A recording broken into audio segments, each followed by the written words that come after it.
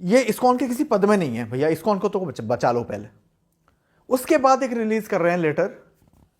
क्या रिलीज किया इन्होंने कि हमारा सपोर्ट रहेगा, चिन्मय दास जो कर रहे हैं, जो उनके प्रति जो अत्याचार हो रहा है उसमें हम उनके पीछे खड़े हैं, लेकिन इनसे कोई रिलेशन नहीं है हमारा, ये किसी पद में नहीं है हमारे, क्योंकि यदि रिलेशन बन गया तो इन्होंने जो किया वो तो हम पे लग जाएगा रिएक्शन। तो हिंदुइज्म बाद में आएगी, पहले अपने संस्था को तो बचा लो, पहले संस्था बचेगा तभी तो हम प्रचार करेंगे। यदि ये भावना आपका है तो I am very sorry to say that जो ट्रू लीडर्स हैं ना, यदि आप ऐसे ही विश्वासघात करते रहोगे तो ट्रू लीडर्स आपके पास रहेंगे ही नहीं। हरे कृष्णा। एक भक्त बांग्लादेश के जेल में बंद हो, कोई उसे सपोर्ट सिस्टम वहां ना मिलता हो, और तब इस्कॉन का एक प्रेस कॉन्फ्रेंस होता है जिसमें यह कहा जाता है कि चिन्मय प्रभु जो हैं उनसे इस्कॉन का ऑफिशियली कोई रिलेशन नहीं है। इसका मतलब चिन्मय प्रभु जो हैं वो इस्कॉन के किसी पद पे नहीं बैठे हुए हैं, इसलिए उन्होंने जो कार्य किया है जिसके वजह से उनको सजा हुई है उसके लिए हम जिम्मेदार नहीं हैं।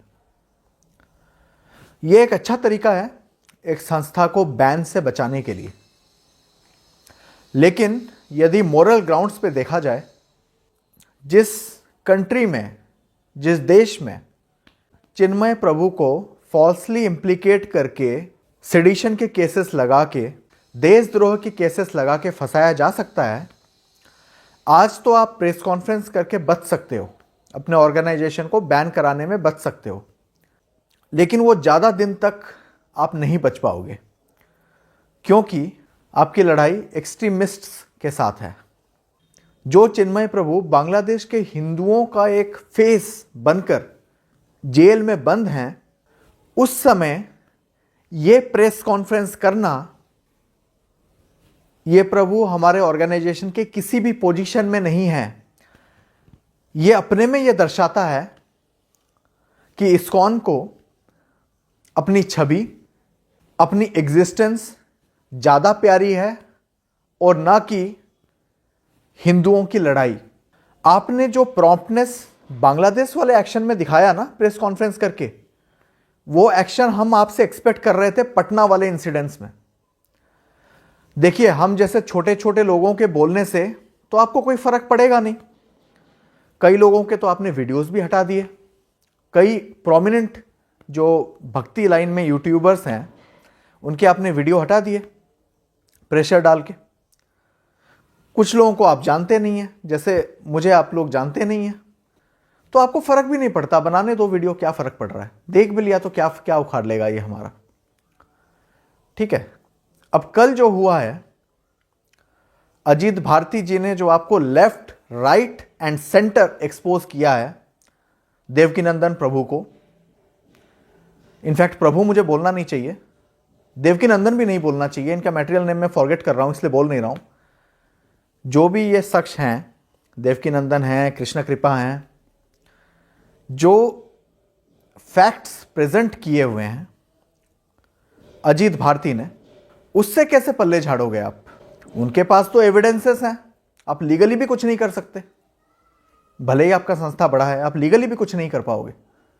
उन्होंने जो एविडेंस दिखाया है कि 2015 में ही एक रिकमेंडेशन लीगल टीम ने ये मेल कर दिया था जीबीसी को, इनको सस्पेंड कर देना ही सबसे सेफ एक्शन है टेंपल के लिए, संस्था के लिए। नहीं तो यदि ये रहेंगे तो ये गंदगी बढ़ाते जाएंगे। उसके बाद भी 10 साल तक आप लोगों ने कुछ नहीं किया, आप लोग उनको ढोते रहे अपनी पीठ में बिठा के। मतलब देवकीनंदन और कृष्ण कृपा को आपको अपने ऑर्गेनाइजेशन में रखने में कोई प्रॉब्लम नहीं है। ठीक है, वो चाहे ब्रह्मचारियों को भगाएं मंदिर से, धक्का मार के निकाल दे, ठंड में ब्रह्मचारियों को बाहर सोना पड़े, घर छोड़ के आए हैं ब्रह्मचारी, अब घर तो वापस जाएंगे नहीं। बहुत कम लोग हो सकता है चले भी जाएं, लेकिन मैक्सिमम लोग तो आप इस्कॉन के भरोसे ही आए थे मंदिर ज्वाइन करने, उन लोगों को आपने निकाल दिया मंदिर से। एंट्री नहीं है उनके मंदिर में। उस चीज से आपको कोई दिक्कत नहीं है। उस चीज में आपने देखा है किसी ने, आपने सुना भी नहीं होगा कोई प्रेस कॉन्फ्रेंस हुई है? कोई प्रेस कॉन्फ्रेंस हुई है क्या इस चीज के रिगार्डिंग कि हम देवकीनंदन को डिसोन कर रहे हैं या कृष्ण कृपा को टेम्पोररीली सस्पेंड कर रहे हैं? एक वो पॉलिटिशियंस जैसा एक नोटिस आपने डाल दिया कि इन्वेस्टिगेशन इज इन प्रोग्रेस। जैसे पॉलिटिशियंस बोलते हैं ना इंडिया में, कोई भी उन पे स्कैम लगाया जाता है तो वो यही बोलते हैं, law will take its own course of action, don't question us. कानून अपना काम करेगा। वैसे आपकी जो कानून डिपार्टमेंट है मंदिर के अंदर, आपने संस्था के अंदर, आपने उसको बता दिया कि तुम इन्वेस्टिगेशन करो। जो इन्वेस्टिगेशन करेगा, जिस पे इन्वेस्टिगेशन होगा, सब एक ही थाली के मटेरियल हैं। उसमें तो आपने कोई सख्ती नहीं दिखाई। अब जब आप पे दुविधा आ गया वहां पे बांग्लादेश में, और आपका ही एक भक्त हिंदू का फेस बन के संघर्ष कर रहा हो, उस टाइम आप प्रेस कॉन्फ्रेंस करके उसे सपोर्ट करेंगे या प्रेस कॉन्फ्रेंस करके वो ये कहेंगे कि हमारे कोई पद में नहीं है? पहली बात मुझे ये बताइए, आपको हिंदुओं की परवाह है या खाली अपनी संस्था की ही परवाह है? आपको हिंदुओं की परवाह है कोई, या बस आपका संस्था बचा रहे, बाकी किसी से कोई मतलब नहीं है? पहले आप प्रेस कॉन्फ्रेंस करते हैं, फिर ट्विटर में आपके अगेंस्ट बैकलैश होता है, सोशल मीडिया में बैकलैश होता है, तो 11 बजे आप एक और नोटिस जारी कर देते हैं कि हमने उनका साथ नहीं छोड़ा। इतना बड़ा एहसान कर दिया आपने, आप बोल रहे हैं हमने उनका साथ नहीं छोड़ा।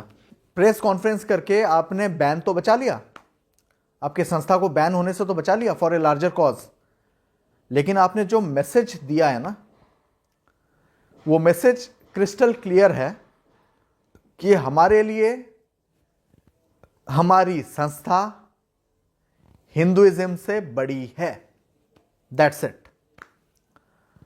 तो अभी भी समय है। अजीत भारती जी ने जो वीडियो बनाया है उसको आप काउंटर कैसे कर सकते हैं?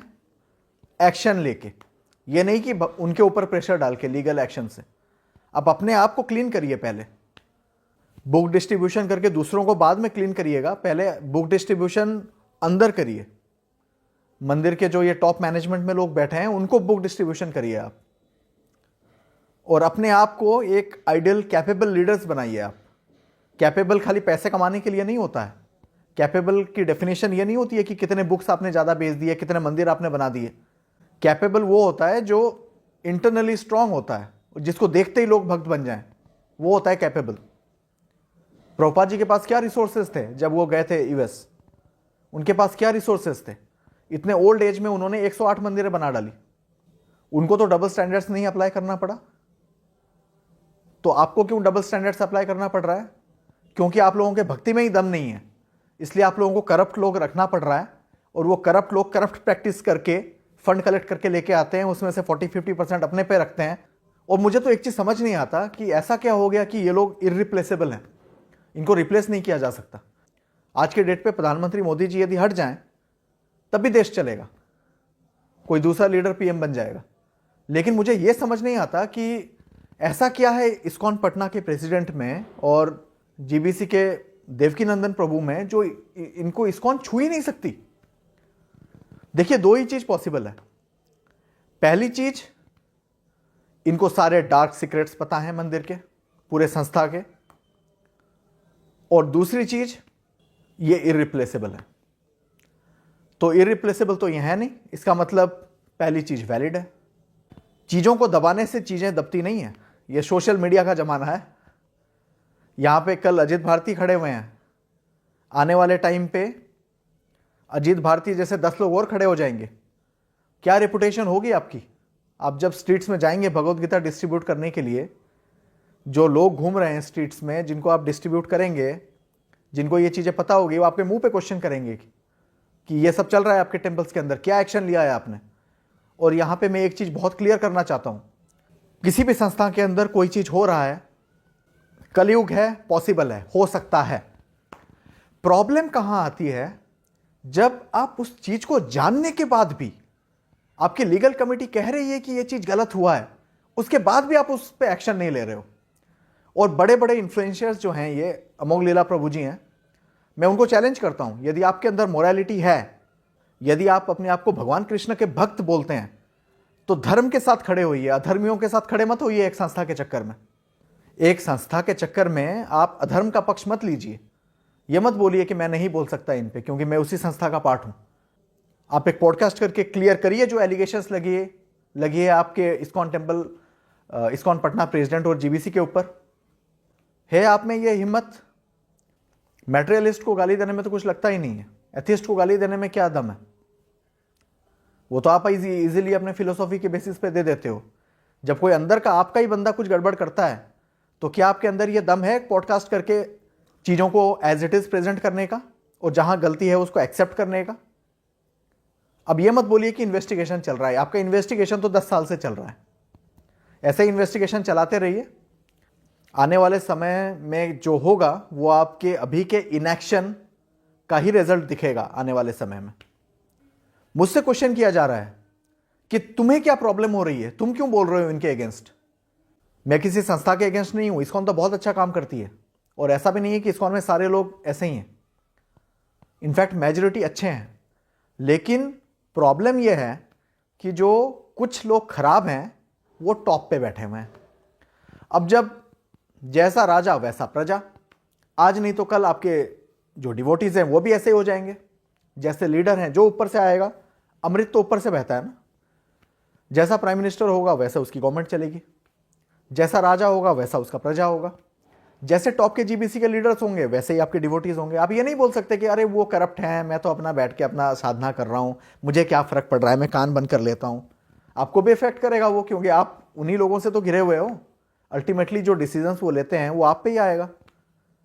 ठीक है, तो थोड़ा जो डिवोटी कम्युनिटी के भी हैं वो भी थोड़ा अपनी आंखें खोलें। ऐसा नहीं है कि आप मतलब पूरे ब्रेन वॉश होके आप जो आपको बोला जा रहा है बस आप वही सुने। जो आपके सामने दिख रहा है कि गलत हो रहा है और उसके बाद भी आप आवाज़ नहीं निकालते, तो I am sorry to say but you are not a devotee. आप एक ऑर्गेनाइजेशन तक सीमित हो गए हो, आपकी थिंकिंग एक ऑर्गेनाइजेशन तक सीमित हो गई है। इनफैक्ट बांग्लादेश में जब इतनी प्रॉब्लम चल रही है वहाँ पे भी आपने ऑर्गेनाइजेशन फर्स्ट रखा है, रिलीजन लेटर रखा। पहले ये इस्कॉन के किसी पद में नहीं है भैया, इस्कॉन को तो बचा लो पहले। उसके बाद एक रिलीज कर रहे हैं लेटर।